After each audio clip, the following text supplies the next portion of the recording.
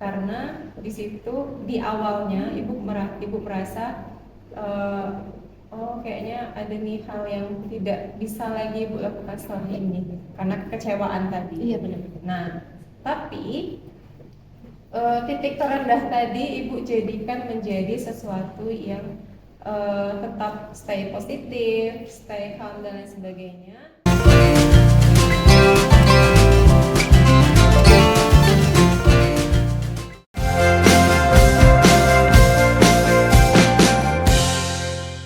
Orang tua kita itu berdampak positif bagi kita ke depannya. Nah, iya betul. Jangan memikirkan negatifnya, kenapa sih ditekan, kenapa sih karena kan dilarang gitu. seperti Gen Z kami sekarang ini banyak berpikir kenapa sih harus kayak gitu ya? Iya. Teman saya aja boleh nih gitu keluar jam malam atau keluar jam 7, jam 8 gitu kan, sedangkan kita tidak boleh.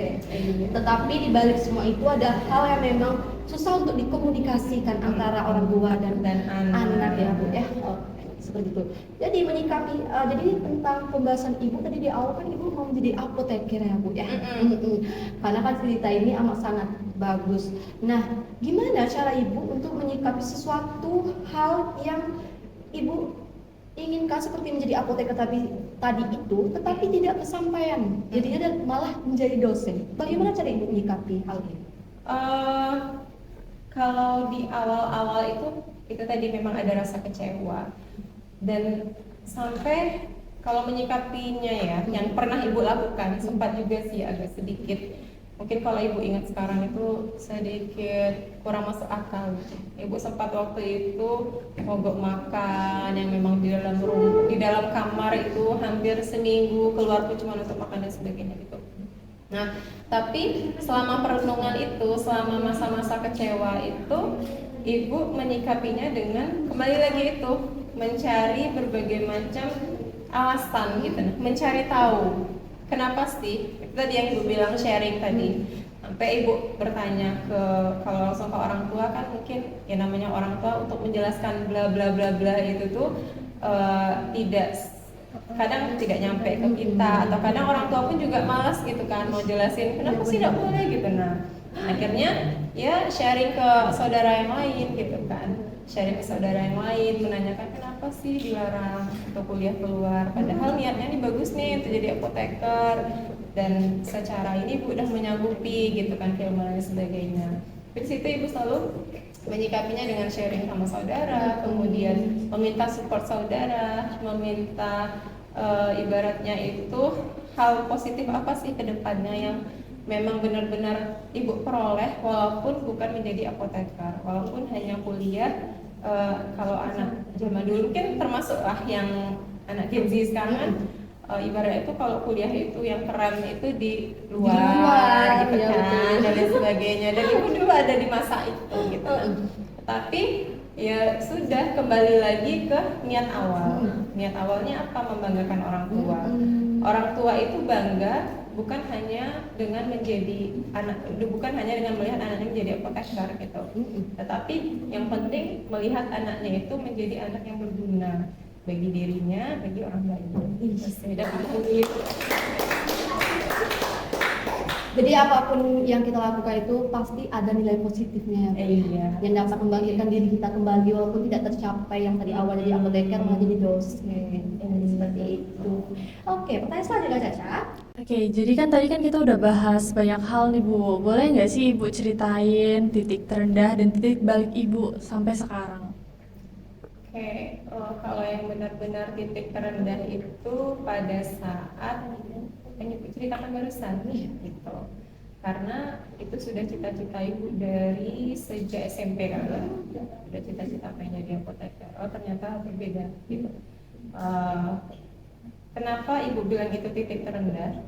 Karena di situ di awalnya ibu merasa oh kayaknya ada nih hal yang tidak bisa lagi ibu lakukan setelah ini karena kekecewaan tadi. Iya benar. Nah, tapi titik terendah tadi ibu jadikan menjadi sesuatu yang tetap stay positif, stay calm dan lain sebagainya, sehingga itu menjadi bisa titik balik yang ditanyakan Caca tadi. Kenapa titik balik? Karena ya sudah, ibu tetap menjalani dengan jurusan yang itu sama sekali bukan ilmu ibu dari waktu SMA kan, dari anak IPA tiba-tiba jadi anak sosial kan, anak IPS yang harus meniti. Caca merasa ya, Caca mungkin merasakan Karena hal yang sama berat dengan pastinya ya, ibu. Bu, ya. Pasti berat gitu. Nah, yang memang harus dari nol lagi mendalami ilmu sosial, yang harus berpisah dari ilmu yang sudah kita dalami, yang sudah kita tempuh sangat dalam itu pada saat SMA dengan berbagai macam cita-cita. Nah, tapi berkat dijalani dengan ikhlas, dijalani dengan tetap stay positif, kemudian dengan tetap memperjuangkan nih hak kita, kewajiban kita sebagai mahasiswa, sebagai seorang anak, dengan membuktikan IPK tadi, dan sebagainya. Sudah itu tadi, akhirnya dapat beasiswa dan sebagainya, sampai sekarang alhamdulillah dan selesai. Gitu. Banyak sekali pengalaman yang sudah ibu ambil, apalagi dari SMP, SMA sampai ke jenjang untuk S3 ini ya, Bu, ya. Mungkin sangat-sangat menjadikan motivasi. Oke, karena ibu sudah banyak bercerita tentang pengalaman ibu di cerita tadi untuk mendapatkan beasiswa S3 serta cita-cita yang tidak tercapai tadi. Boleh dong Bu, ibu kasih pesan untuk yang nonton gitu kan. Oke, boleh dikasih Mas. Pesan ya? Iya, pesan untuk mereka yang nonton. Oke, satu pesan, mungkin ini sebelumnya pesan yang kalau kawan-kawan sering mengikuti motivator, pernah dengar Steve Jobs? Oh, belum kayak boleh lebih ke Mario Teguh saya, Bu. Pendiri Pakai handphone apa? pendiri Android, Bu. Oh, Iya. oh, Pak, ini ya pendiri Apple berarti. Ya. Jadi kalau pesan yang gue sampaikan itu salah satu pendiri merek handphone yang kawan-kawan pakai, gitu kan, pendiri perusahaan Apple. Itu dia selalu mengatakan bahwa dalam bahasa Inggris ya, dia mengatakan itu intinya stay hungry, stay full. Stay hungry berarti lapar. Selalu lapar. Tetaplah merasa lapar. Stay full itu tetaplah merasa bodoh. Nah, apa artinya pesan di balik itu? Walaupun itu bukan pesan ibu secara langsung ya, tetapi itu yang selalu menjadikan motivasi ibu gitu. Mungkin sampai tahap ini juga. Yang pertama, stay hungry. Tetaplah merasa lapar. Dalam artian kita tidak boleh selalu merasa puas, selalu merasa kenyang sehingga kita tidak ada lagi yang perlu kita lakukan, entah itu nanti apalagi besok gitu. Nah, jadi harusnya apalagi nih kawan-kawan mahasiswa yang masih panjang perjalanannya kan, entah itu soal jodoh, entah itu soal pendidikan dan lain sebagainya. Jadi memang harus selalu mempunyai ambisius. Betul sekali. Iya, tapi bukan berarti jadi anak ambis ya.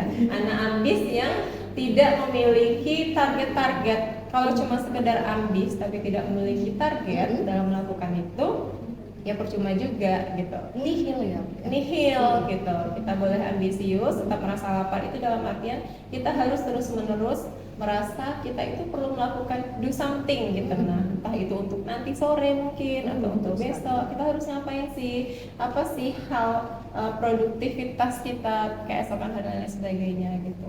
Nah, untuk membarengi yang stay hungry tadi, kita harus stay full, tetap merasa bodoh. Gitu. Apa artinya?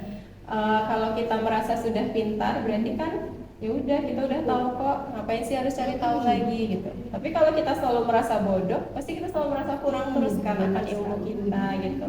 Jadi ambisius tadi harus dibarengi dengan stay full, tetap merasa bodoh, tetap harus mencari tahu, menggali gitu. Jadi ambisius harus diiringi dengan kerja keras, kemudian harus selalu mencari tahu hal-hal baru, harus selalu searching, sharing dan lain sebagainya. Wah, pembahasan kita kali ini memang sangat bagus sekali dan bermanfaat ya Bu ya bagi yang nonton gitu, apalagi bagi kaum muda seperti kami ini Bu. Oke, selanjutnya kita masuk. Tadi kan kita sudah ke sesi yang serius Bu, ini kita masuk ke sesi game. Ibu, game ini peraturannya this or that, yang dimana Ibu akan memilih satu dari dua pernyataan yang saya katakan ya Bu ya. Ibu, Satu dari dua pernyataan yang saya berikan kepada Ibu. Yang pertama, Ibu memilih pintar atau ganteng Bu?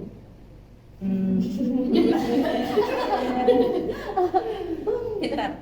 Lebih memilih pintar. Alas, kenapa Kenapa ibu harus Kenapa? Karena orang yang ganteng kalau not ya intinya kalau apa ya istilahnya tuh ganteng kalau tidak berisi jadinya juga gantengnya Percuma hilang. saja ya, Bu, ya. Percuma. Tapi kalau yang tidak terlalu handsome tapi dia pintar pasti kita ngeliatnya wah gitu. Kak lebih terkagum ini. Iya, ada yang perlu dikagumi gitu. Tapi kalau ganteng terus sekali ngomong ya seperti itulah kan ilfil kan. Benar sekali Bu. Saya lebih milih cowok pintar ya. Oke, Mas Romani. Oke, game selanjutnya Caca. Oke, yang selanjutnya humoris atau romantis? Humoris. Alasannya kenapa Ibu? Ya biar ada apa ya biar hidup kita lebih Bahagia dan ada bumbu-bumbunya, Bu, ya. ada bumbu-bumbunya. Kalau romantis malah ibu yang geli. Kalau itu romantis. Iya benar sekali ya Bu. Karena ibu tipenya gak suka itu. Oh tidak suka berarti Bu. Tetapi kalau Ibu sendiri itu termasuk pribadi yang romantis atau lebih ke humoris? Kalau dari ibunya mungkin sedikit romantis ya. Tapi kalau ibu diromantisin malah ibu geli gitu. Lebih suka romantis. Iya. Oke, game ini game terakhir Ibu. Ibu memilih cuek atau posesif? Cuek. Cuek. Wah. Ibu suka yang cuek Ibu? Cuek.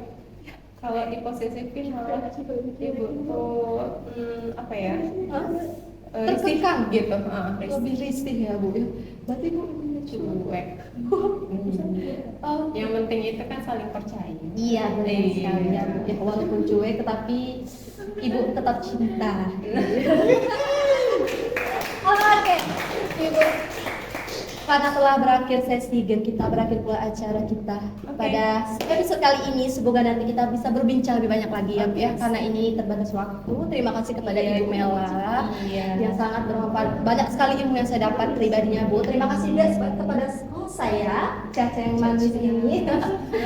Oke, itulah akhir dari episode kita tentang tema akademis dan tips and trik mendapatkan beasiswa S3. Selamat, dadah!